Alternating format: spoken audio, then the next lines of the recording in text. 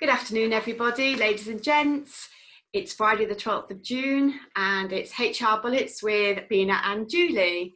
Hope you're all well today. How are you, Bina?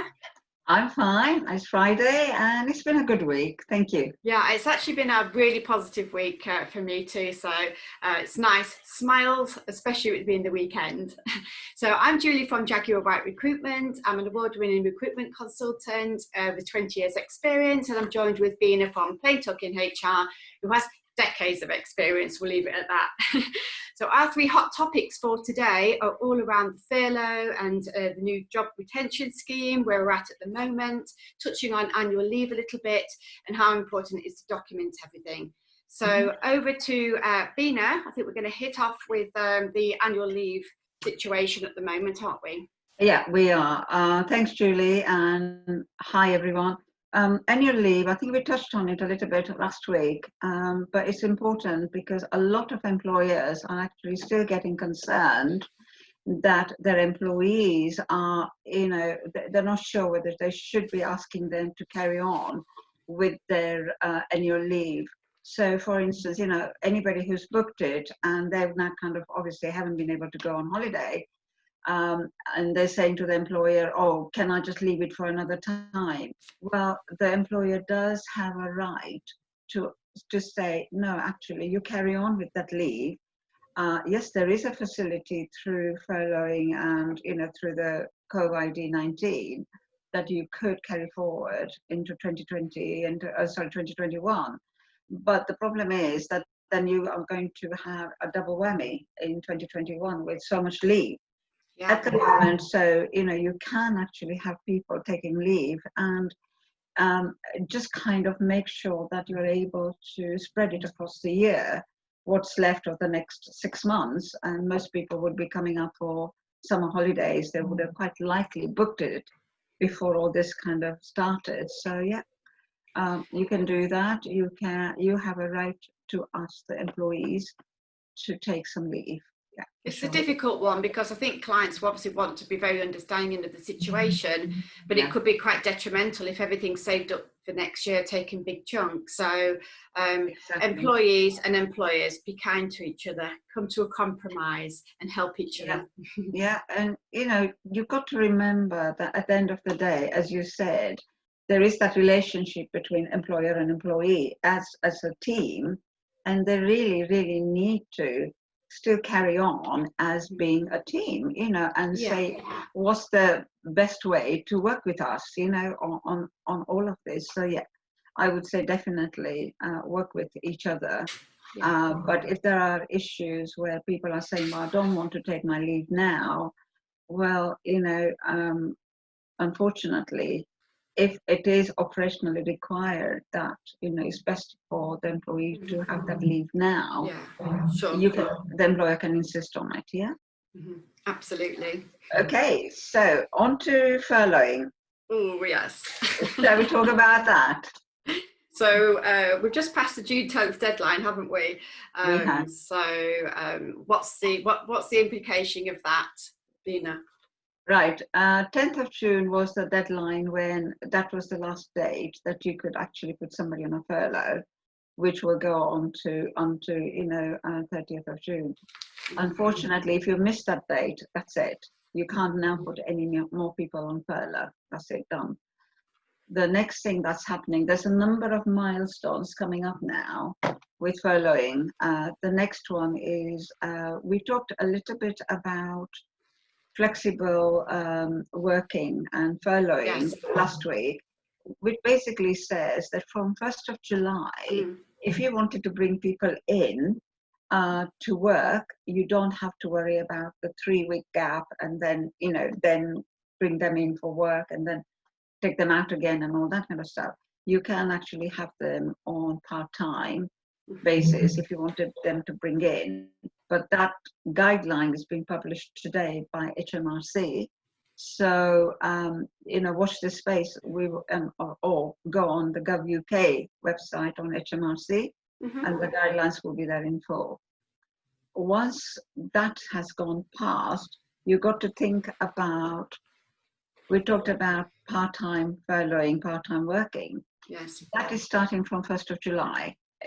Officially you can do that from 1st of July, Yes. which means, again, if you are going to bring people in on that kind of arrangement, then you've got to start thinking about how many hours, what days, are they doing some shifts, are they coming in almost every day, whatever. So again, you've got to start communicating that to your employees, coming to an arrangement. You then have to make sure that the notifications are correctly changed, because don't forget, you would have given them a variation of contract letter at the outset saying you're on furlough forevermore. But now, if you're bringing them back in before 31st of October on any officially working arrangement, you need to change that. Variation of contract again, so that needs to be updated.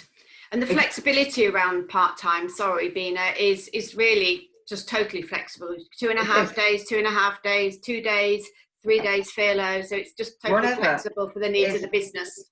Exactly. It's hours, shifts, days, Mm-hmm.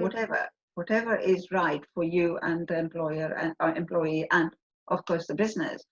But have that all recorded, agreed, notified, and you would need to keep the records. Now, I understand that the records would have to be kept, and under GDPR and all that, for about, I think it's about 6 years. So Yes. be mindful of all that this is not just some kind of arrangement that you can come together on and don't formalize it. No off the record chats, has to be recorded. Formalized, yeah, for sure.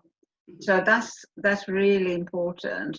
And what obviously then we talked about redundancies last time. Mm-hmm. Unfortunately, that is still there. And so if you are going to start thinking about making people redundant, and if you're making, say, more than 20 redundant and you have to have 45 days of consultations or whatever, you need to make sure that you start that process next week, because it only gives you, and especially if you're going to make them redundant end of July, it gives you 45 days. Otherwise, you miss that deadline. And for anyone who needs to do that for a 30-day consultation, obviously, your D date, as it were, would be 1st of July. If you don't do that then you kind of missed it, and it falls into August and September and October. Now, consultations, redundancies, and don't forget that, just touching on the contributions, because why is that important, that if you miss the 31st of July, what would happen? Obviously, from 1st of August, you as an employer have to start contributions of their NI and pension contributions, yeah? So whatever the pension contributions are, whatever, the employer's NI contributions are, that will start from 1st of August. So that will be there. And then in September, you not only got that, but you got 10% towards the job prevention scheme, so the furlough pay. And so of the 80%, you would have to pay 10%. And then, of course, in October, it becomes 20% plus all the other bits, yeah? Yeah, so the government are paying less and less as the months go before it all closes in November. Correct, exactly. Yeah. So there are a number of milestones, number of deadlines, number of things to think about in between, obviously, holidays and when you're going to bring people in, how are you going to bring people in, what about the safe working environment within your workplace. Have you communicated all that? Have you got all the cleaning regime sorted? Have you actually notified your employees as to how they're coming in, when they're coming in, what they're going to do when they come in to work? So, and I mean, the recommendations are that if people can still work from home, then, do that, because that might be a lot easier than anything else. But if you can't, then of course, you've got to make sure that all these things have been put in place. Absolutely, totally. So just going back, you said there's a 30-day consultation period and a 45-day consultation period. So what kind of companies would need to consider what? Well, it doesn't matter what kind of company you are, it's how many people you are actually thinking about. Yeah, the size. So if anybody's over 20, that you're thinking about making 20 redundancies at one go, then you would have to do that. Yeah. The 45. Yeah. Over 30 days. Yeah, it will be over 30 days. Yeah.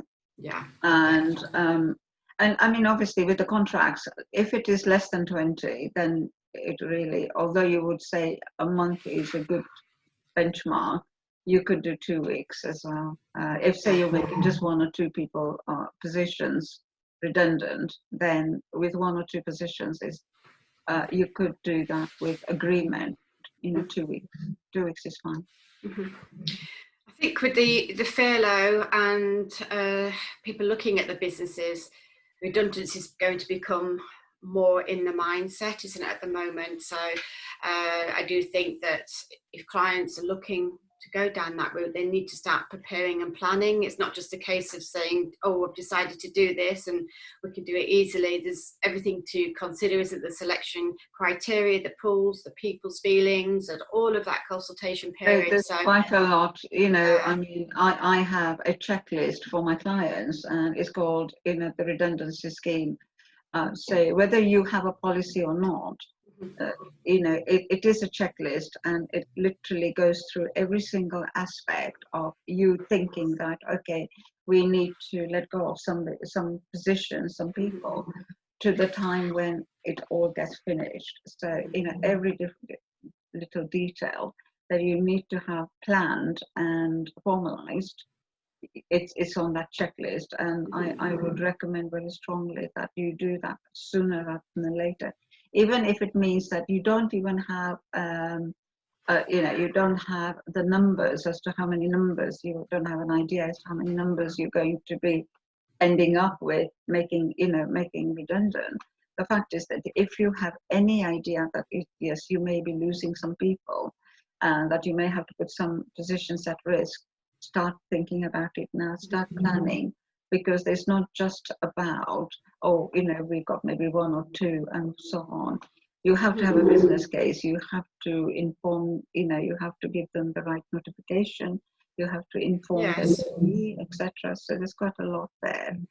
So the key messages are really to be fair and sort of communicate with your staff together and make sure everything's documented, because further down the line, if it's not, there could be some not very nice consequences. So people's livelihoods. So be kind out there. And if you need any help, then obviously we have an expert Bina on hand. And on top of that, I just want to announce before she goes that she's a finalist in the National Businesswoman Awards this year. So it's a national event. The final's in November. So she definitely knows what she's talking about. Thank you. She's a finalist in micro business because she's kind of small and expert with what she does in terms of size of business, but also Businesswoman of the Year for the Southern region. And it's the country's only split into 2. So best of luck anyway, Bina. Congratulations for that. So we have an expert. So anyone needs any help, you know where to come. Contact myself, Julie Jaguar White, or Bina, Plain Talking HR. Yeah, it would be a pleasure. Thank you. Thanks very much. That's it for today, and we'll see you again soon. And have a great weekend. Bye, Bina. Bye. See you. Thanks a lot. See you. Have fun.